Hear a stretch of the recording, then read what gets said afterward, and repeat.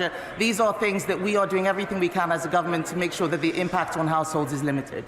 Well, a Museum of London report bizarrely concluded that black people were more likely to die of medieval plague. Will the Minister for Women and Equalities ensure that such sensationalist research findings and woke archaeology have no impact at all on current health and pandemic policy? Mr. Speaker, I do agree. I'm not even sure whether we can call it just sensationalist or woke. The research apparently was based on phrenology, completely discredited type of science. And I do agree with him that this type of research is damaging. It's damaging to trust, to social cohesion, to health and trust in health services even. And I've written to the director of the Museum of London expressing my concerns. Minister Urbano Congressari. Thank you, Mr. Speaker. In 2020, women's life expectancy in the poorest parts of the UK was almost 19 years shorter than those in the most affluent.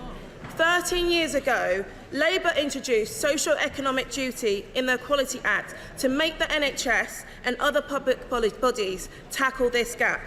Why have ministers failed to implement it? Mr. Speaker, the socio-economic duty the Honourable Lady references is right, is not commenced in England.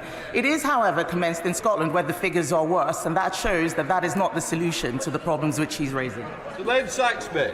Thank you, Mr. Speaker. My North Devon constituency is in the lower quartile for social mobility.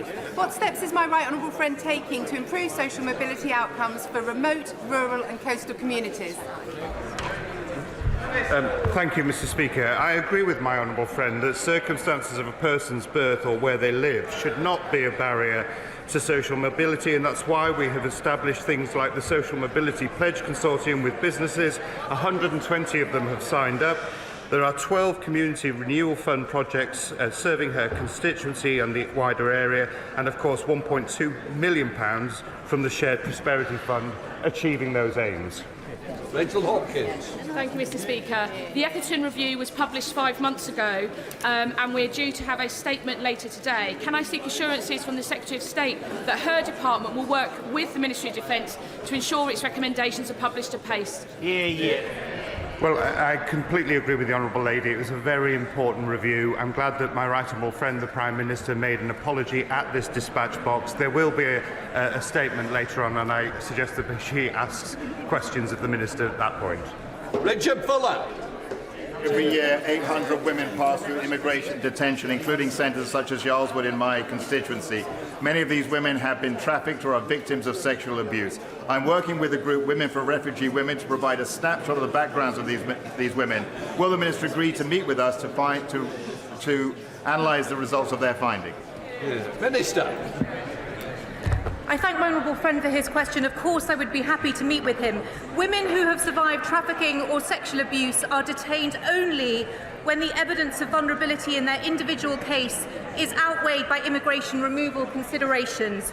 Victims of torture have their case considered by a single specialist team, autonomous of general caseworkers, and victims of modern slavery undergo a needs assessment to identify recovery needs. Mr. Speaker, gender bias plays a key role in the misdiagnosis and underdiagnosis of conditions such as ADHD and autism in women and girls. So what action is the government taking to make sure that every girl with special educational needs receives the support in school or college that she is entitled to by law? Thank you, Mr. Speaker. We're working with the 42 ICBs around the country to improve the timelines for diagnosis for autism and ADHD. Some ICBs are doing particularly well, others need a lot more help and support. Williams. Many people with impaired mobility conditions depend on their cars for the freedom to live the lives they want to lead. So will the government crack down on Labour anti-car policies in local government, like unit expansion, LTNs and building over station car parks?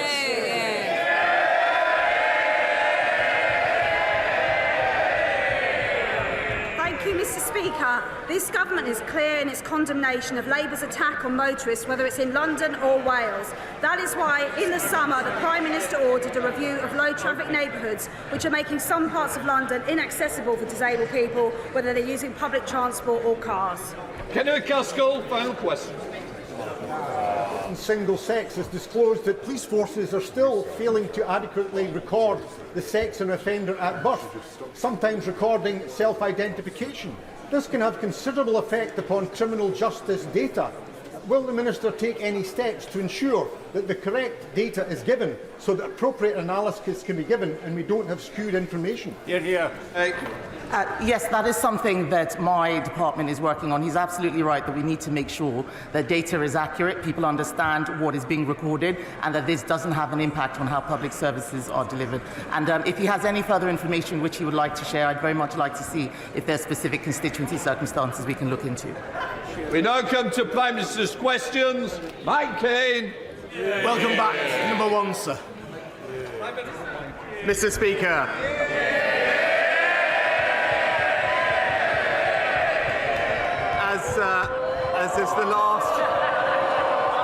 As the last Prime Minister's question before recess, I know the whole House will want to join me in wishing you and all the House staff a very Merry Christmas and a Happy New Year. And I know members will also want to join me in sending our warmest wishes to our armed forces, both at home and stationed overseas, and our emergency services and all those who will be working over Christmas too. And finally, I know everyone will want to join me in wishing Mark Drakeford all the best as he moves on from his many, many years of devoted public service. Mr. Speaker, this morning I had meetings with ministerial colleagues and others. In addition to my duties in this House, I shall have further such meetings later today. Can I concur with the comments of the Prime Minister about our armed forces, Christmas and Mark Drakeford? My constituent, Mr. Speaker, Fred Bates, is 74, he has liver cancer and he's a victim of the contaminated blood products scandal. The Prime Minister had a chance to do right by Fred last week, but failed to do so and lost the vote in this House. After half a century, Fred wishes to know when he and fellow survivors will be compensated and get justice. Now, Mr. Speaker, this was an appalling tragedy, and my thoughts remain with all those concerned. I absolutely understand the strength of feeling on this. It was this government previously who set up the inquiry, which I participated in, and we fully understand the need for action. The government has crucially already accepted the moral case for compensation and acknowledged that justice does need to be delivered for the victims. My right honourable friend, the Minister for the Cabinet Office, will update the House on our next steps on the infected blood inquiry shortly. Rex Smith. Thank you, Mr. Speaker. The tax cuts in the autumn statement were extremely welcome. But in order to go further and to get the tax burden as low as it possibly can be, accurate and robust economic modelling is required. The Office of Budget Responsibility have been habitually wrong, and we had the spectacle last week of the head of the OBR saying that his latest forecast might be 30 billion out. So will my right honourable friend commit to finding a better system of financial modelling so we can get taxes lower? Well, Mr. Speaker, as my honourable friend knows, the OBR has brought greater transparency and independence to the forecasting on which government policy is based. But he's right, and it is required to produce an assessment of its accuracy of its fiscal and economic forecasts at least once a year. But crucially, as he acknowledged, thanks to our management of the economy, the fact that we have halved inflation, controlled borrowing, we now have delivered the largest tax cuts in a generation, Mr. Speaker, and they will benefit families up and down the country from January. Welcome the Leader of the Opposition, Keir Starmer. Thank you, Mr. Speaker. Yesterday we heard of the tragic death of a young man on the Bibby Stockholm. I know the whole House will want to send our deepest condolences to his family and friends. We must never let this happen again. I would also like to mark the retirement of my colleague and friend, Mark Drakeford, the First Minister of Wales.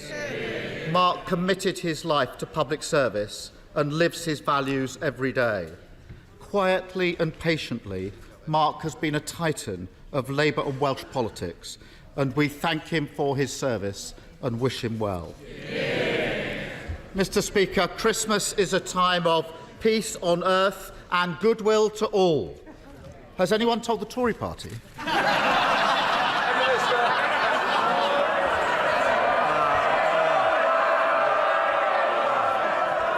Well, Mr. Speaker, Christmas is also a time for families. And under the Conservatives, we do have a record number of them, Mr. Speaker.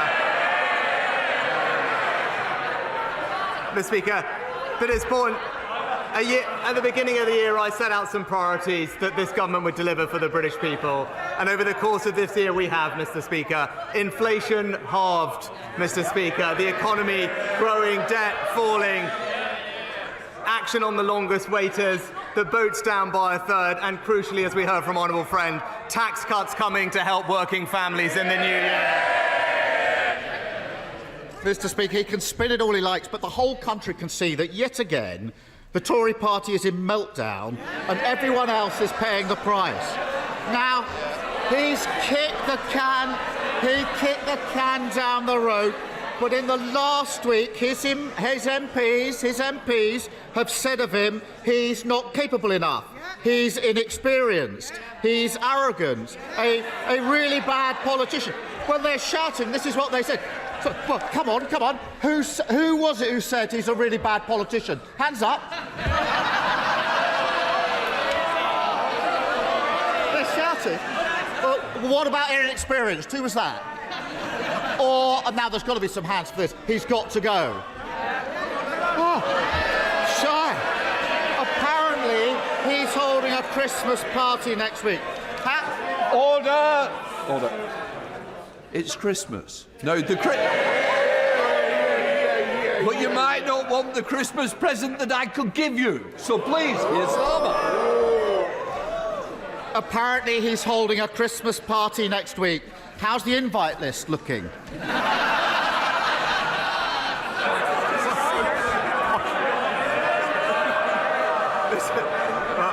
Mr. Speaker, I thank the honourable gentleman for all the comments. What I would say to him, he should hear what they have to say about him, Mr. Speaker.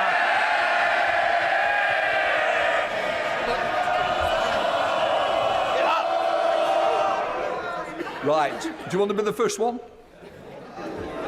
Because it is Christmas and I'm going to hear it. My constituents are going to have a Christmas like everyone else. They want to know how their Christmas is going to be affected. So want less of it from all sides. Keir Starmer. They've obviously found the donkey for their nativity. The search of three wise men may take a little longer. But while they fight amongst themselves, there's a country out here that isn't being governed, where more than 100,000 people are paying hundreds more a month on their mortgages, energy bills going back up in January, the economy shrinking again, NHS waiting lists an all-time high. Doesn't he think the government would be better off fixing the messes they've already made rather than scrambling to create new ones? Mr. Speaker, he talks about governing and spent the first two questions talking about political tittle-tattle, Mr. Speaker.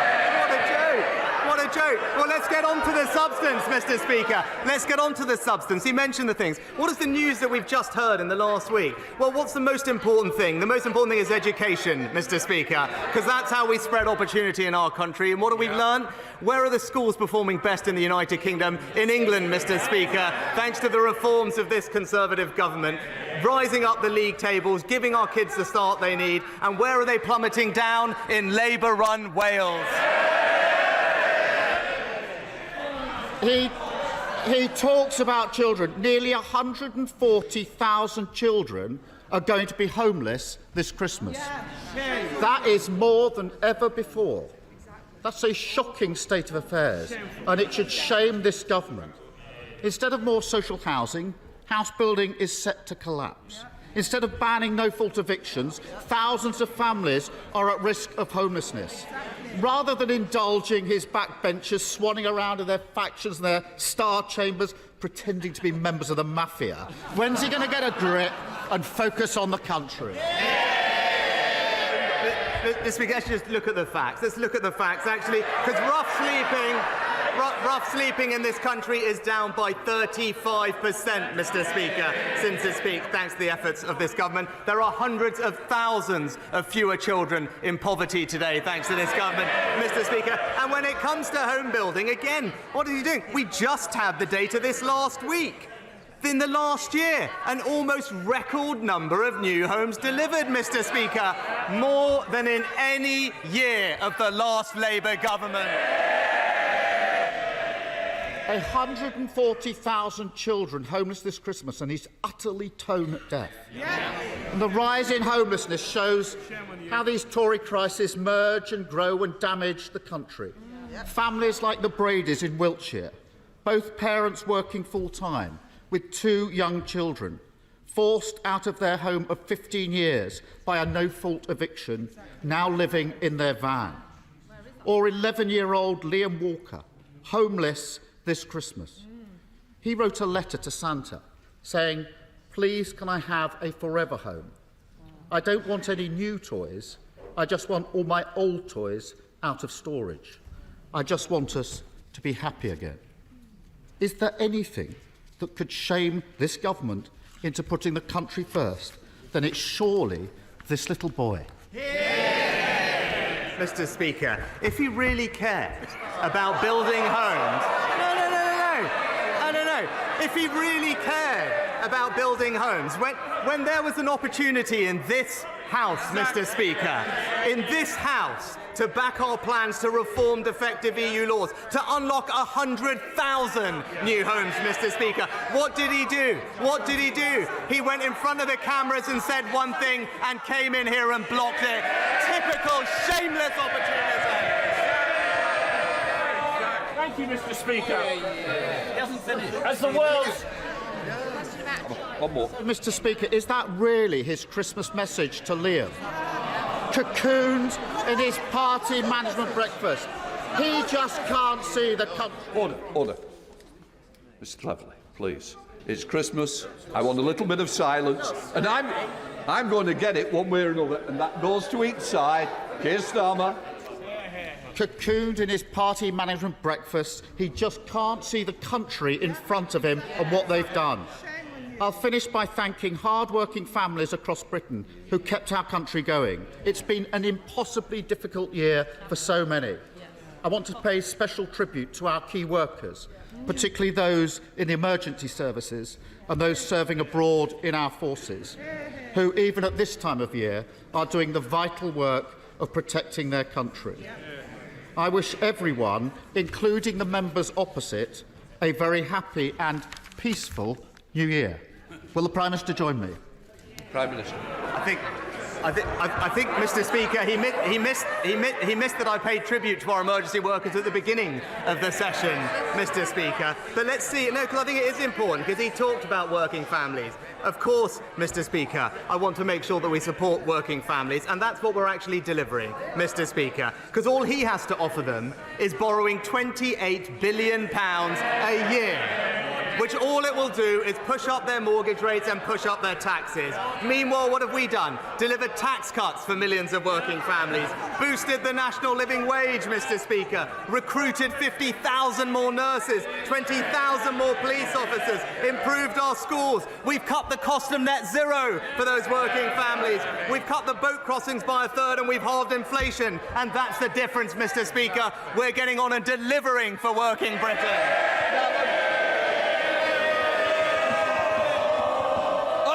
Stephen Hammond. Thank you, Mr. Speaker. As the world struggles to agree the future of the 1.5 commitment, in Wimbledon we're keen to do our bit. So to help my campaign to make EV charging access more widespread, can I ask my right honourable friend for 2 early Christmas presents? Will you speak to our right honourable friend, the Chancellor, to ask him to look again at the unfair differential rates of VAT on public and private charging points? And will he ask our friend, our right honourable friend, the Levelling Up Secretary, to look at the bylaws that stop local councils making on-street parking and charging more accessible? Well, Mr. Speaker, I'm happy to tell my honourable friend that the Chancellor has already authorised over £2 billion of investment to support our transition to zero-emission vehicles, and we are well on track to reach 300,000 charge points by 2030. And I can also tell him that we will consult on amending the National Planning Policy Framework to make sure that it prioritises the rollout of charge points on top of the funding of almost £400 million to support local authorities, spread these out so all our families have access to them when they need. SNP leader Stephen Flynn.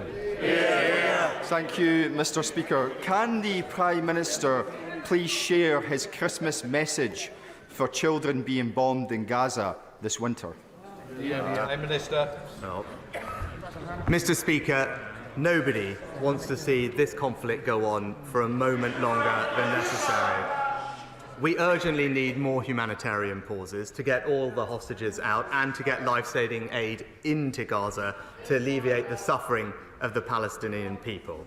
And we have been consistent that we support what is a sustainable ceasefire, which means Hamas must stop launching rockets into Israel and release all the hostages. Stephen Flynn. Mr. Speaker, if the current actions of the Israeli government continue, then it is estimated that almost 1,400 more children will die between now and Christmas Day. Now, in the United Nations last night, our friends and allies in France, in Ireland, in Canada, in Spain and in Australia, they joined with 148 other nations to vote with courage, care and compassion for a ceasefire. The UK, they shamefully abstained. How can the Prime Minister possibly explain why 153 nations are wrong, yet Westminster is right? Mr. Speaker, as I've said consistently, we're deeply concerned about the devastating impact of the fighting in Gaza on the civilian population. Too many people have lost their lives already, and this is something that we've stressed, and I've stressed personally to Prime Minister Netanyahu just last week.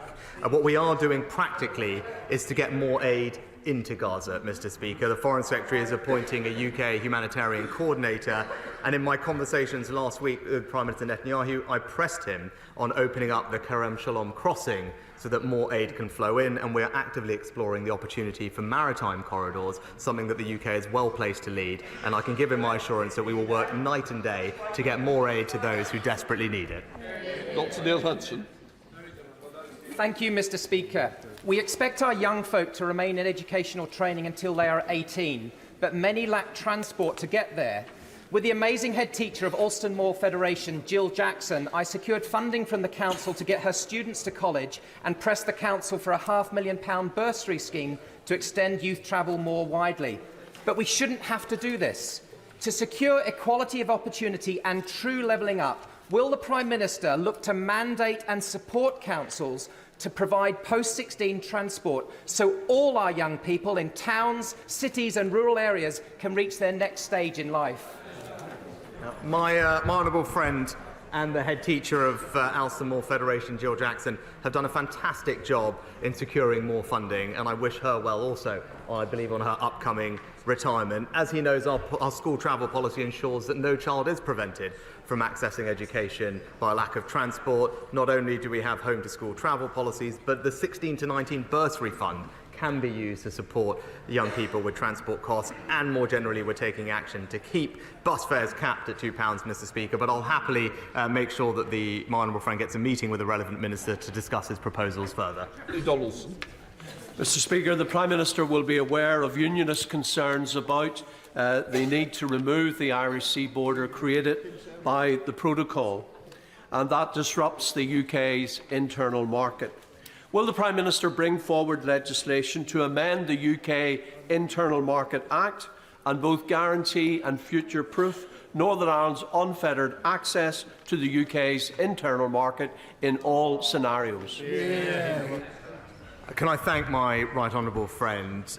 I recognise the need to do more in this area, and I can confirm to him that the government does stand ready to legislate to protect Northern Ireland's integral place in the United Kingdom and the UK internal market, alongside an agreement to restore the executive. We can do this at pace, and I know my right honourable friend and his colleagues are working hard to achieve that. Our NHS, our police officers and the most vulnerable in Northern Ireland need devolved government urgently, and I think it's incumbent on all of us to work day and night to help achieve that. To Luke Evans. 121 MPs from across the House signed my open letter to supermarkets asking to have a Buy British button online. I'm pleased to announce that last week Morrisons were the first supermarket to implement a Buy British tab. That gives consumers the choice to have homegrown produce and also supports our farmers. So will the Prime Minister join my calls to ask other supermarkets to have the courage to make the change and follow suit? Well, Mr. Speaker, this government will always back our farmers, and I welcome the work of my honourable friend and the National Farmers Union on this particular issue. We absolutely support calls for industry-led action on this topic. I welcome the news about the Buy British button at Morrison's, and I can tell my honourable friend that we will continue to encourage all retailers to do all they can to showcase the incredible food produced right here in the United Kingdom. Stephen Timms. Thank you, Mr. Speaker. The marriage plans of thousands of couples were dashed last week by the sudden announcement of a big increase in the salary requirement for a spouse visa. Can the Prime Minister give any reassurance to those with very well advanced marriage plans which appear now to have been scuppered, and to families already in the UK who need to extend their stay who won't comply with the new rules? Can he at least offer some transitional help for families, or does his party's support for the family now only apply to the highly paid? Well, Mr. Speaker, we have a long-standing principle that anyone bringing dependents to the UK must be able to support them financially. We should not expect this to be at the taxpayers' expense, and the threshold hasn't been raised in over a decade. It's right that we have now brought it in line with the median salary. The family immigration route, as he knows, does contain provision for exceptional circumstances, but more generally it's also right, and I can tell him, to look at transitional arrangements to ensure that they are fair, and the Home Office are actively looking at this and will set out further information shortly. Ollie Mumbycroft. Thank you, Mr. Speaker. And I make no apology for raising once again the issue of steel. As we are at serious risk now of losing the ability to make virgin steel here in the UK. I know the government are working hard on this, but it is a matter of national security, and we need the Prime Minister's leadership on this issue. What is he doing to ensure that we are able to make our own virgin steel and we don't lose it under his watch?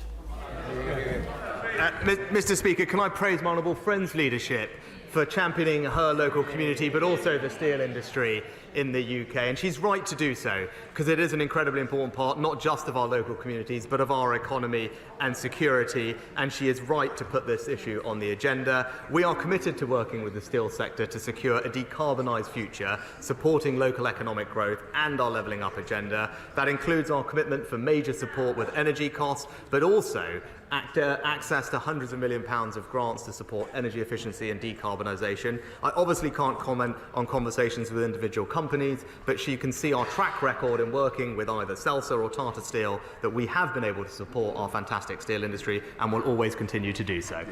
Smith. Thank you, Mr. Speaker. A rogue company has walked away from 13,000 tonnes of hazardous waste in Lancaster, and it's now been on fire for 10 days. There are plumes of smoke covering our city. Lancaster City Council has been left to pick up the tab, and to date they've spent £262,000. Without government support and intervention, this fire will burn for several months. So will the Prime Minister support my local council with swift government support? Can I thank the honourable member for raising this incredibly important question. I know she's been working alongside my honourable friend, the member for Morecambe, on this, and can I also thank the emergency services in her constituency. And my understanding is that Lancaster City Council, the Environment Agency and the UK HSA and emergency services are working together to ensure that the health risks and environmental consequences are minimised, but I will ensure that the relevant minister understands the absolute urgency of the issue that she's raised, and I'll make sure that she meets with them as soon as possible. Jerome Mayo. Mr. Speaker, some dental practices are taking advantage of post-COVID demand to take their NHS practices private, earning more money but leaving behind those most in need. Training a dentist costs constituents in Broadland more than £300,000. Does my right honourable friend agree with me that if a dentist accepts public funding in order to qualify, they should be asked to commit to NHS dentistry for a number of years before going private? Mr. Speaker, my honourable friend makes an excellent point, and we are investing £3 billion into dentistry. The dentistry contract with the NHS was reformed last year to improve access for patients, and around half of all treatment were delivered to non-paying adults and children. The number of adults seen has gone up by 10%, the number of children by 15%, but my honourable friend is right, and more needs to be done, and that's why the government will be bringing forward the dentistry recovery plan in due course. I should have called over. Thank you, Mr. Speaker. There are 12 days until Christmas, and hundreds of families in Battersea will be worried. Not about being able to buy gifts for children, but whether they can afford food and heat for their homes due to the Tories' cost of living crisis. Over 4,300 emergency food supplies were provided in Battersea by the Wandsworth Food Bank this year, and they have told me that they are bracing for the worst winter yet.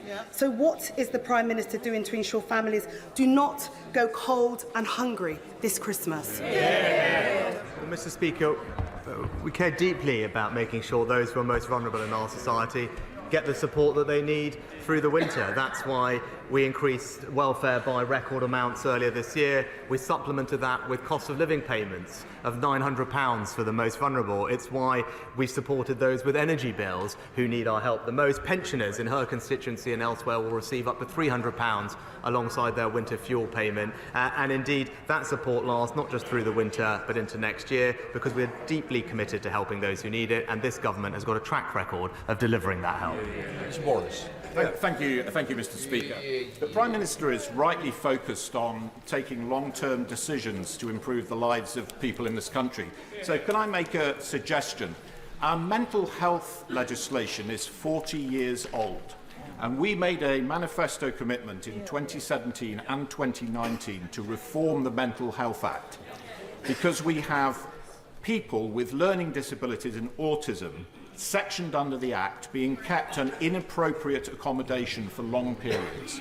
We have people sectioned under that Act not receiving the compassionate care that they deserve and, in a sense, are criminalised. And we have people sectioned under that Act who have their mental health condition re-stigmatised by the act of sectioning. So, would the Prime Minister, in the absence of a bill in the King's Speech, would the Prime Minister agree to meet with me and other like-minded colleagues to discuss how we might be able to take forward reform of the Mental Health Act, because it simply isn't fit for the 21st century? Well, can I thank my honourable friend for raising this important issue?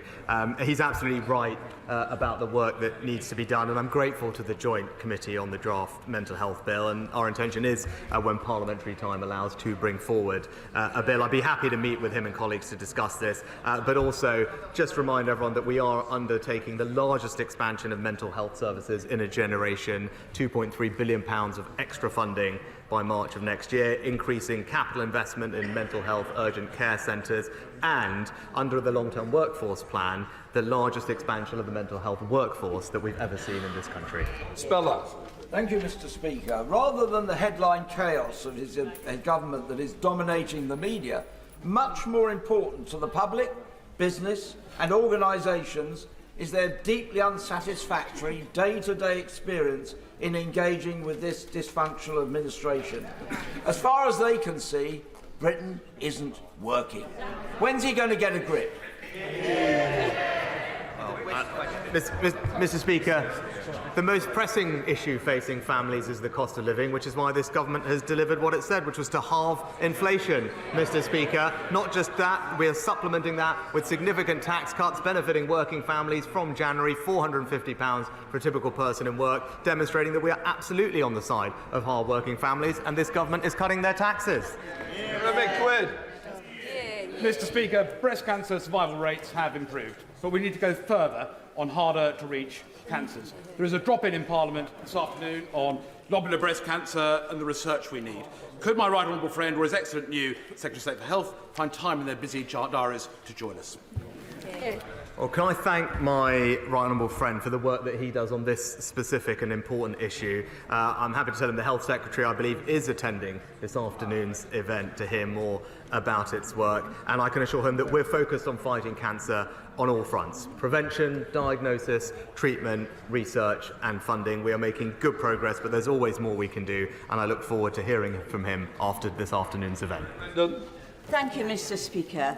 While Home Secretary was in Rwanda signing his new treaty, his department put out a contract to manage small boat arrivals until 2030 at a £700 million cost to the taxpayer. Doesn't this show that even the Home Office doesn't think the Minister's plan will work? No, it's a total mischaracterisation, Mr. Speaker, of what was put out, which was an advert, not a commitment. But what I can say to the Honourable Lady, I'm glad that she now cares about this issue, not something that we've seen previously from the side opposite, but our track record is clear. We've got the numbers of small boat arrivals down this year by over a third, Mr. Speaker. That's what we're doing about it. The party opposite voting against every measure that we've taken. Thank you, Mr. Speaker. I chair the caucus of 38 Conservative members of Parliament who have Britain's longest river flowing through their constituencies, and we presented a business case to the Chancellor for £500 million to try to manage this river holistically. Our constituencies are now facing flooding every year, with the damage that causes our businesses and our communities. And this evening I have an adjournment debate on flooding of the River Severn. Will the Prime Minister take an interest, because the business case shows a GVA uplift for the West Midlands of over £100 billion if we can manage and tame Britain's longest river?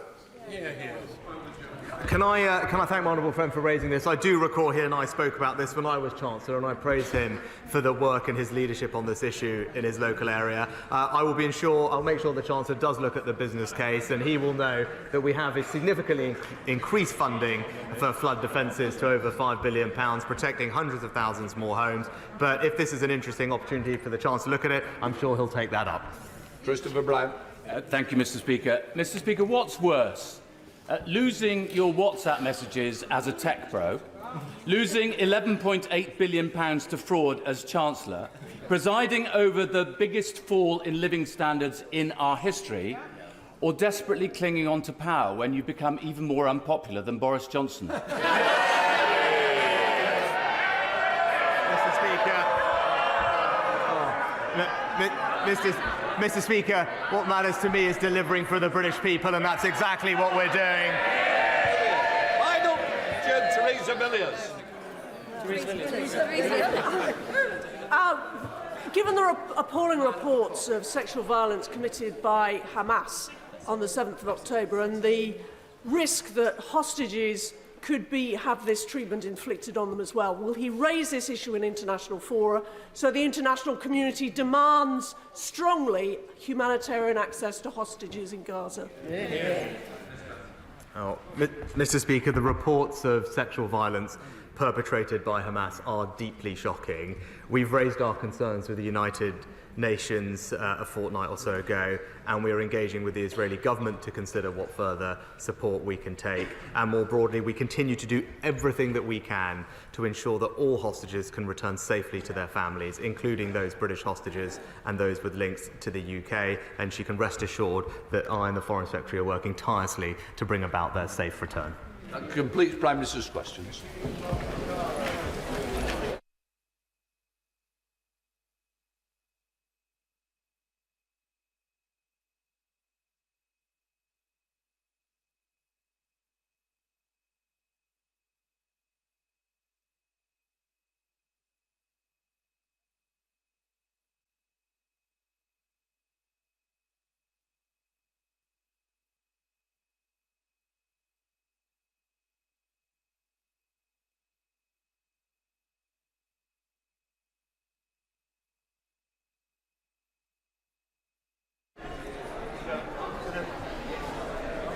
We now come to the first statement. Minister. With permission, Mr. Speaker, I'd like to set out the Government's formal response to Lord Etherton's LGBT Veterans Independent Review. The treatment of those armed forces personnel perceived to be LGBT between 1967 and 2000 has long been a stain on the conscience of the nation. Last year, this government asked Lord Etherton to conduct a review into the impact of the historic ban on homosexuality in defence. Following the call for evidence, the inquiry received 1,128 responses. They came from those who were dismissed or discharged because of their sexual orientation. They came from those who, because of the ban, felt compelled to resign, purchase their release from service, or curtail their contracts. And they came from those who, whilst not part of the LGBT community, witnessed the trauma of such antediluvian rules as family members, as colleagues, as friends.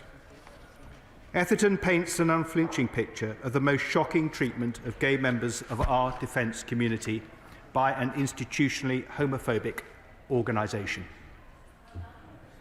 Mr. Speaker, out of the blue, when applying to be a reservist in 1980, I was asked if I was gay. Even then, that struck me as hugely inappropriate.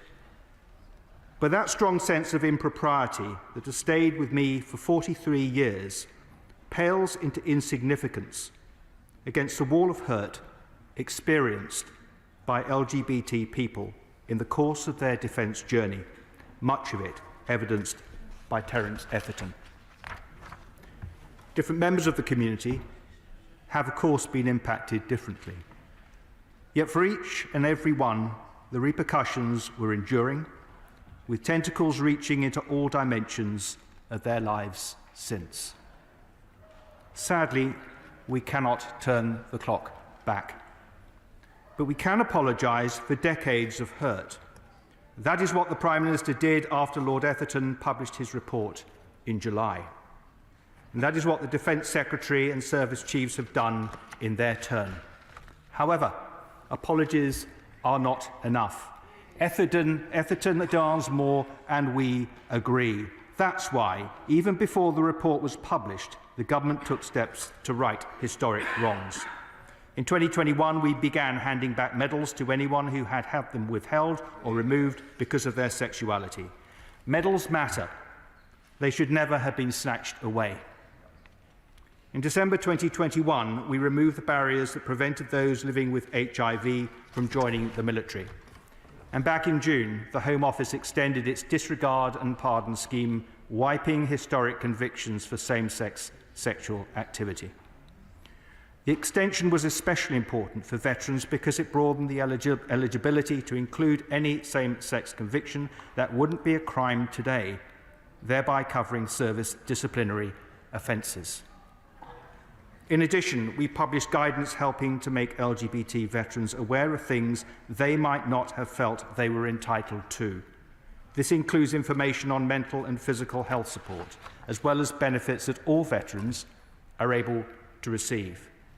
Not to mention the Armed Forces Veterans Badge, which I handed out to a number of veterans at this year's Pride event in London. However, today we go further still. And I can announce we are accepting the intent behind all 49 of Lord Etherton's recommendations. In fact, to date, we have already implemented almost half of them.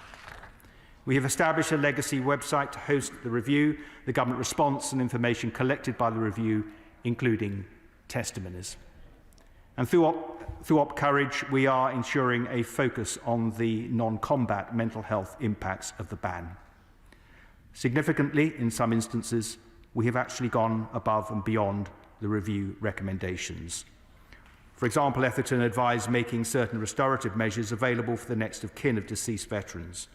But we have created a broader definition of next of kin, namely persons of sufficient interest, recognising the impact the ban may have had on LGBT veterans' relationships and ensuring that those they would have nominated as next of kin are seen as such. Next year, we will see the expanded rollout of the Armed Forces Veterans Card to all veterans who served in the UK Armed Forces before 2018. And plans for a Veterans Memorial at the National Memorial Arboretum are now underway. Today, we are throwing open the front door to our LGBT veterans. Today, we ask them to apply or register an interest for restorative measures that are relevant to them, individual apology letters, return of berets and cap badges, amendments to veterans' service history, addition of more personal testimony to evidence collected by the review. Testimony which will eventually become part of the historic record in the National Archive, signalling that our LGBT veterans will never be forgotten, signalling that 33 years of national shame will never be expunged, affirming and celebrating their part in our country's history. I would strongly urge colleagues across the House to encourage LGBT constituents to come forward, read the online guide, and complete the application form for restorative measures. Importantly, the form will also allow veterans to indicate their interest in applying for a financial award when eligibility is confirmed and that scheme goes live. Lord Etherton recommended an appropriate award should be made to affected veterans, with the government's overall exposure capped at 50 million. We have agreed to this in full. But in order to develop the scheme, we will first need to gain a much better understanding of what the affected cohort looks like. Hence calling for veterans to indicate their interest on the form that goes live today. That data will help officials and the community working together to design a fair and equitable scheme for distributing the funds Lord Etherton has called for and that we accept. There will be an opportunity for a full debate in the new year once the financial award scheme is matured, with the benefit of the data captured through the front door that I am opening today. Mr. Speaker, I want to place on the record my gratitude once more to Lord Etherton and his team for their outstanding work compiling a comprehensive and deeply affecting report. I want to thank Fighting with Pride and our working group, including trusted stakeholders and independent LGBT veterans, who not only made sure their voices were heard, but helped steer our response throughout. Now, they will not seek it, but can I mark out Craig Jones and Caroline Page in particular for their part in bringing us to where we are today. Above all, I want to pay tribute to all those who came forward in the first place. Veterans who showed tremendous courage in chronicling traumatic experiences, which for many have been suppressed, causing grief and groundless silent shame for decades. Today's defence has come a long way since 2000. We cannot change the past, but we can make the future better. In accepting Lord Etherton's recommendations, we salute a slighted generation and ensure its successors can hold their heads high in a place that wants them, values them, honours them. Mr. Speaker, I am today placing a copy of the government's response in the library, and I commend the statement to the House. Now come to Shadow Secretary of State, John Healey. Thank you, Mr. Speaker, and I thank the Minister for the early sight of his statement. With due respect to the Minister, and he is a diligent Minister, this statement should have been made by the Defence Secretary. The last one was. And this no-show from the Defence Secretary downgrades the importance the government gives to backing up the Prime Minister's apology to LGBT plus veterans in July. Crucially, it undermines the confidence LGBT veterans will have that the government is serious in fully implementing the Etherton Review and fully righting the injustices from the ban on LGBT people serving in our armed forces until 2000. Mr. Speaker, this is unfinished business for Labour. We lifted the ban in 2000. We argued for the Etherton Review in the Armed Forces Bill. We welcomed its publication and recommendations. We again thank Lord Etherton for his review and the inclusive way in which he conducted it. At the heart of the review were statements from those who were victims of the overt, often brutal, homophobic policy. We paid tribute to them for sharing their experiences and giving their testimonies. And I also pay tribute, like the Minister, to groups like Fighting with Pride, who've campaigned for justice, along with backing from wider veterans' organisations like the Royal British Legion and Help for Heroes. This is a cause that unites the House. And the last Defence Secretary, the Right Honourable Member for Wyre and Preston North, in what was a very powerful and moving statement in July, said, "I have decided specifically that a debate in the House should take place to make sure the House properly debates the report and the government's response to it, not just the compensation scheme as the Minister this afternoon has implied." So will the government honour in full this promise to the House? When will this debate be? And just to be clear, this debate is of profound importance to veterans. It should be a watershed moment for defence to move beyond the long, shameful shadow of the past. To say in future, we are deeply proud of our LGBT veterans. We honour your service to our nation. You are part of us. The previous Defence Secretary also said, "We will be very happy to work with the opposition to discuss our thinking on the recommendations." This has not happened. The Minister confirms today, and I quote, "We are accepting the intent behind all 49 of Lord Etherton's recommendations." And the Right Honourable Member for Wyre and Preston North pointed out that the government may deliver a number of these recommendations in different ways from that described in the report, and the Minister's statement today has just not been clear on this. So we welcome progress on handing back medals, on an Armed Forces Veterans Badge, and on a national memorial. We welcome the opening of registrations of interest for the restorative measures. But what action is he taking to ensure pensions are fully restored to those who were misinformed their pension rights have been abolished? What action is he taking to guarantee that those whose evidence of investigations was destroyed in 2010 so that they don't lose out? And on compensation, will he fully involve Fighting with Pride and other veterans groups in developing the scheme? Will he confirm that the scheme will make provision for the two main groups proposed by Fighting with Pride?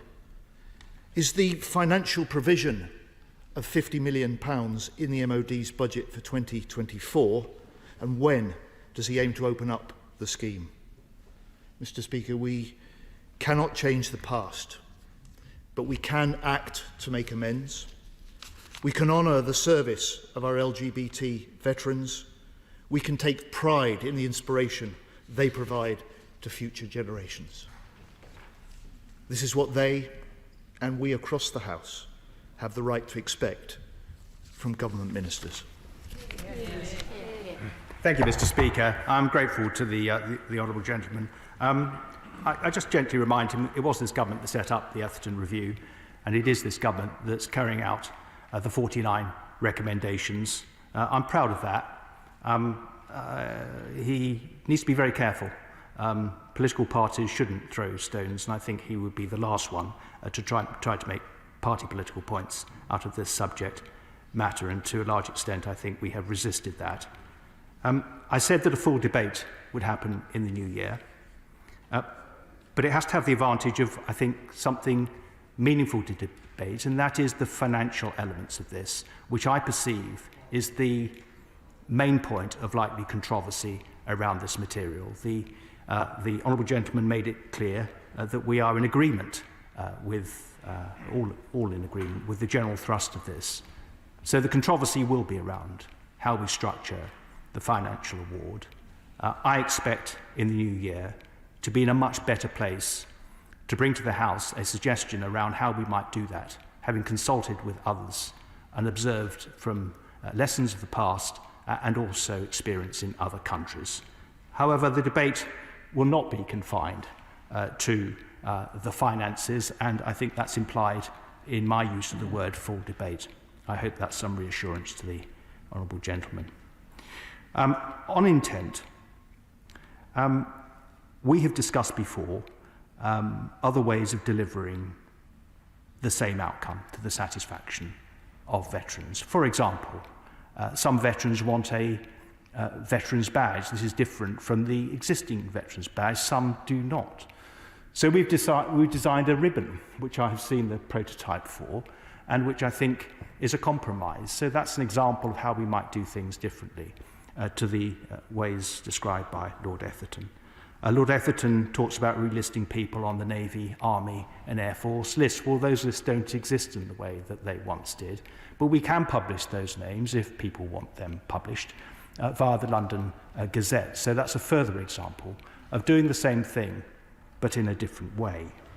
On pensions, because we've debated this before, when we last went round this particular boy in the summer, he will know that accrued pension rights remain. However, some people were misled when they left the armed forces, and I would strongly recommend that they refer to the guidance available on gov.uk. The LGBT Veteran Support and Next Steps page is very comprehensive and will take people through how they can apply for pensions if they're not currently drawing them. Destroyed documents, he will be aware, are impossible to rediscover.